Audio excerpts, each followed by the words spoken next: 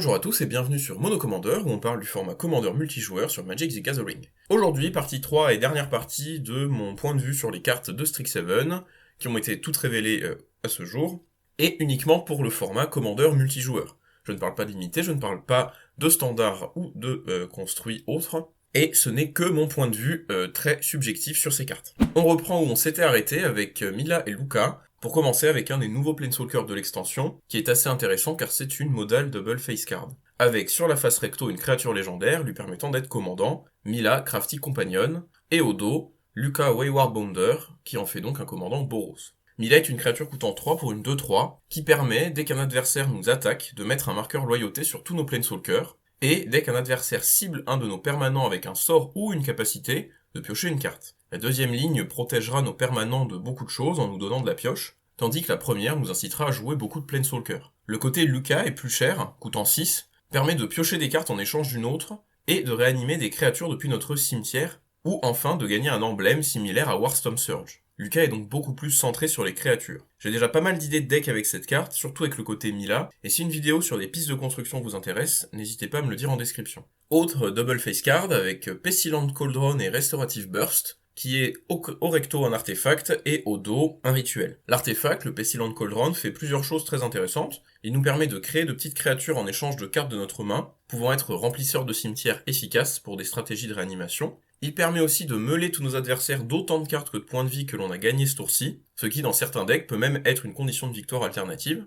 Et enfin, il permet de piocher des cartes tout en gérant les cimetières. Comme pour toutes les DFC, l'avantage de cette carte est qu'il a aussi son autre côté, qu'il est un rituel vert coûtant 5 qui nous permettra si nécessaire de récupérer jusqu'à 2 créatures ou terrains ou planeswalkers de notre cimetière dans notre main, en donnant des points de vie à tous les joueurs. Encore une fois, c'est cette polyvalence avec les deux côtés de la carte qui la rend toujours très bonne à prendre. Auric Loremage, pour revenir sur les cartes avec un seul côté, est une 3-3 pour 4 qui fera le même effet qu'Entomb, en s'engageant. C'est donc un tuteur du deck jusqu'au cimetière, tout en grossissant si on choisit d'y mettre des cartes d'éphémère ou rituels. C'est une créature que je trouve assez intéressante dans les stratégies de réanimation, permettant d'avoir toujours ces grosses cibles accessibles, ou encore pour tuteur des cartes avec le flashback ou retrace que l'on peut lancer depuis le cimetière par exemple. Demogod Titan est une carte assez simple, c'est une 11-10 pour 4, mais qui demandera de sacrifier une créature pour attaquer ou bloquer. Son principal intérêt est qu'il peut servir, sans contrepartie d'outils pour les sorts de fight, qui se serviront à merveille de ces grosses statistiques, mais aussi les sorts qui nous font piocher selon la force la plus grande que l'on possède,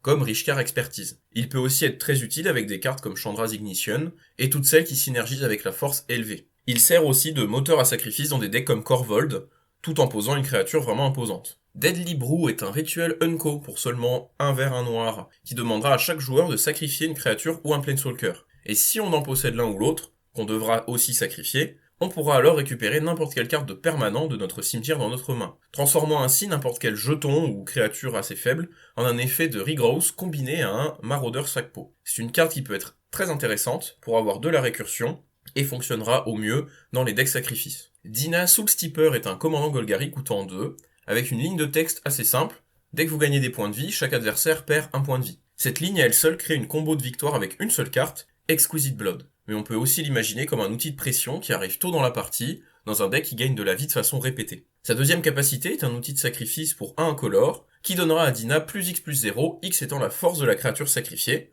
marchant bien avec le Demogod Titan qu'on a vu juste avant, et permet d'envisager une stratégie Voltron. C'est une commandante Unco qui a du potentiel.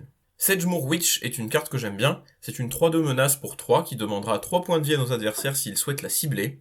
C'est aussi une génératrice de jetons peste, les pestes sont des 1-1 qui donnent un point de vie quand elles meurent, dès qu'on lance ou que l'on copie un sort, permettant à des decks jouant beaucoup de sorts de quand même avoir du board. L'effet peut vite partir en storm si on a des effets de sacrifice en jeu, qui produisent du mana, permettant de lancer encore et encore des sorts tout en générant des créatures à sacrifier. Kalo's Bloodmage est une autre créature noire à 3, qui aura lui un très bon effet d'arrivée en jeu. Il pourra au choix créer un jeton peste, utile dans les jeux aristocrates, mais aussi nous faire piocher une carte pour perdre un point de vie, ou encore, le mode qui le rend vraiment jouable à mon avis, exiler un cimetière. Le fait de pouvoir haïr les stratégies cimetières, tout en étant une carte qui se remplace si on n'a pas besoin de cet effet, rend la carte très facilement jouable dans presque tous vos decks avec du noir, et il faut jouer des gestions de cimetière, c'est vraiment important. Blex Vexing Pest et Search for Blex est un nouveau commandant assez amusant et que j'aime beaucoup. Encore une fois, c'est une modale DFC avec devant Blex, qui est une créature 3-2 pour 3, qui donnera +1/+1 à toutes nos autres pestes, chauves-souris, insectes, serpents et araignées, et qui nous fera gagner 4 points de vie en mourant. Rien d'incroyable, mais Blex nous permet de soutenir des archétypes rigolos, insectes, serpents ou chauves-souris. Son côté rituel est un sort de pioche, qui nous permet de regarder 5 cartes du dessus de notre deck et d'en prendre autant que l'on veut dans notre main, en échange de 3 points de vie par carte, et de mettre le reste dans notre cimetière. Cet effet est bien plus intéressant qu'on ne le pense, permettant de faire de la sélection de cartes et de jouer un deck réanimateur assez facilement. On peut mettre au cimetière toutes les créatures que l'on voit par exemple, et ne prendre que les 2 sorts de réanimation, et inversement, permettant de ne pas perdre trop de points de vie, et de mettre directement chaque carte là où elle doit être et sans étape intermédiaire. C'est surtout ce côté-là de la carte qui me paraît meilleur pour construire un deck un peu plus costaud. On passe au dernier Elder Dragon, Beledros Witherbloom, qui est à mon sens le meilleur, ou en tout cas celui que je préfère. Beledros coûte 7, comme son comparse Lorehold, pour une 4/4 vol lui donnant des statistiques de base très mauvaises. En contrepartie, il crée un jeton peste à chaque entretien, soit 4 par tour de table, permettant de se défendre très bien et de donner des ressources à tous nos moteurs de sacrifice. Et surtout, il nous permet une fois par tour de payer 10 points de vie pour dégager tous nos terrains. Ce deuxième effet signifie que Beledros coûte virtuellement seulement 10 points de vie au moment où on peut le jouer, et nous permettra de rejouer directement des cartes dans le même tour. C'est un commandant qui paraît très correct même s'il est cher, mais il brillera à mon avis encore plus dans les 99 où vous aurez moins tendance à voir vos points de vie diminuer en flèche. Il ira à merveille dans mon deck Ikra Bruce Shidiki par exemple. Tempted by the Auric est un rituel coûtant seulement 4 mais avec 3 bleus, limitant quand même les decks dans lesquels on peut le jouer, qui nous permet de prendre une créature ou un Planeswalker coûtant 3 ou moins à chaque adversaire. C'est une bonne carte, qui fera potentiellement beaucoup de value, pas grand chose d'autre à dire dessus, jouez-la dans vos decks mono bleu voire bicolore. Ten the Pest est un autre sort unco qui entrera bien dans les jeux aristocrates, permettant, toujours en éphémère pour un vert et un noir, de changer une créature en autant de peste que sa force. Cela permet de transformer une créature vouée à mourir, mais aussi de redonner du carburant à tous nos moteurs de sacrifice, et pour seulement 2 mana, tout en gagnant des points de vie, rapidement non négligeables quand on les cumule. Encore une carte qui marche très bien avec Demogod Titan. Mage Hunter est une autre unco qui ne paie pas de mine, mais qui reste intéressante.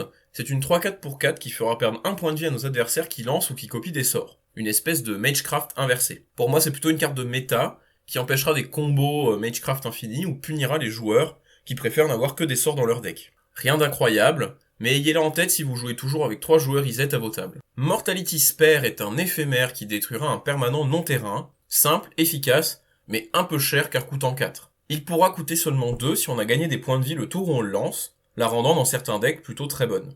Dans tous les cas, elle restera toujours un bon removal budget très sympathique et polyvalent. Culling Ritual est la carte que je trouve la plus forte de toutes celles révélées jusque-là. C'est un rituel à 4 qui détruira tous les permanents non-terrain coûtant 2 ou moins. Puis, nous permettra d'ajouter un noir ou un vert pour chaque permanent détruit ainsi. En début de partie, il touchera tous les outils de rampe de tous les joueurs, mais aussi les jetons, et pas mal de créatures et enchantements nuisibles, tout en nous permettant souvent, en multijoueur, de s'accélérer le tour où on la joue. On imagine facilement la jouer pour 4, et en plus d'enlever 6 voire 7 permanents, pouvoir enchaîner avec un sort à 7 dès le tour 4. C'est une carte à surveiller qui me paraît vraiment très très forte en EDH. Cela ne m'étonnerait pas, même si elle est bicolore, qu'elle soit une des prochaines Smothering Ties. Divide by Zero est aussi un sort que je trouve très bon, unco, qui renverra dans la main de son propriétaire un permanent ou un sort coûtant 1 ou plus. Ce qui est la partie la plus importante, c'est que Divide by Zero peut cibler les sorts, et même les sorts qui sont incontrables, pour gagner du temps. Cette polyvalence de toucher les sorts et les permanents rend la carte plutôt bonne.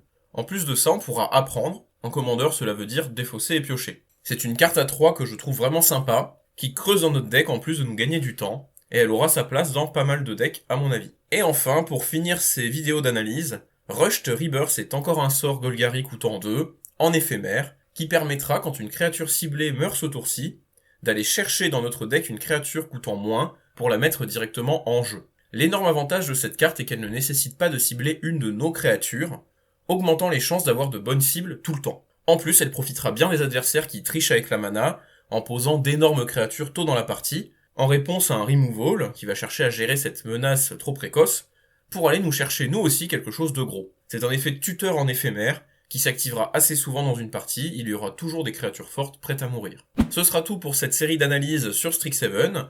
S'il y a des cartes qui vous paraissent intéressantes et dont je n'ai pas parlé dans ces 3 vidéos, n'hésitez pas à me les montrer en commentaire, j'en peux en oublier certaines malgré tout. J'attends de voir avec impatience les spoilers de Commander 21, je ne ferai pas d'analyse dessus, mais j'en discuterai sûrement si certains m'intéressent, au détour de vidéos deck build ou deck tech par exemple. Comme d'habitude, laissez un like, partagez la vidéo, n'hésitez pas à laisser un commentaire, Et allez nous rejoindre sur le Discord MTG Commander si vous cherchez des groupes de jeux pour des events spéciaux ou encore pour participer à la création du Cube Custom. Je vous retrouve très bientôt pour une prochaine vidéo. C'était Mono Commander, bye.